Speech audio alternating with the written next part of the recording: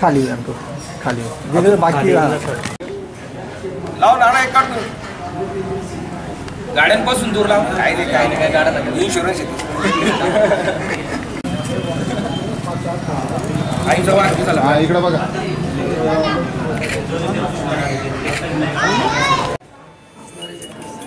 एक बाईक देऊन टाका पण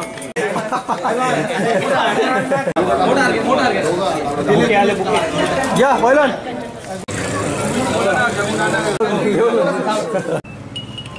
रामशेख भाऊसाहेबला मला बोला इथे आली तर घाच्या वलवाडी ग्रामपालिकेची उपसरपंचची निवड होती। या निवडीसाठी आमचे सर्व सन्मान्य सदस्य आणि आमचे खास करून सरपंच कल्पनाताई मुकेश खरात व आमचे मार्गदर्शक मुकेश भाऊ खरात यांच्या सगळ्यांच्या मार्गदर्शनाखाली एकमुखी माझी निवड कल्पनाताई मुकेश खरात यांनी केली। त्याबद्दल मी त्यांचं सर्वांचा आभारी आहे। पंचायतचे नवनिर्वाचित उपसरपंच श्री जगदीश डोमन चव्हाण यांची सर्व सदस्य मिळून बिनविरोध निवड करण्यात आलेली आणि बिनविरोध म्हणजे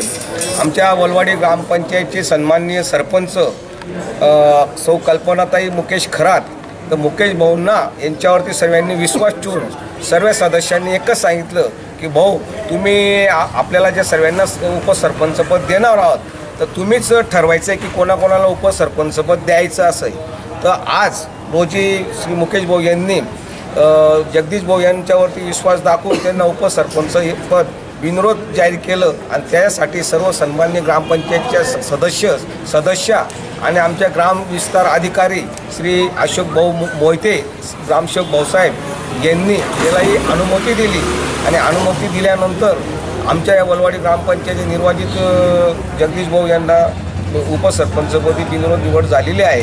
आणि आमच्या मुकेश भाऊ खरात यांच्यावरती सर्व सदस्यांनी विश्वास दाखवला आहे आणि हाच विश्वास वरून आमच्या वलवाडी ग्रामपंचायतचे जे काही विकासाचे कामं आहेत हे आतापर्यंत चालतच आलेले आहेत आणि यापुढे या विकासाची घोडदौड जास्त प्रमाणात होत राहील असे मी सरपंच आणि उपसरपंच आणि सन्मान्य ग्रामपंचायत सदस्य आणि ग्राम विस्तार अधिकारी अशोक मोहिते साहेब यांच्या वतीने मी जाहीर करतो।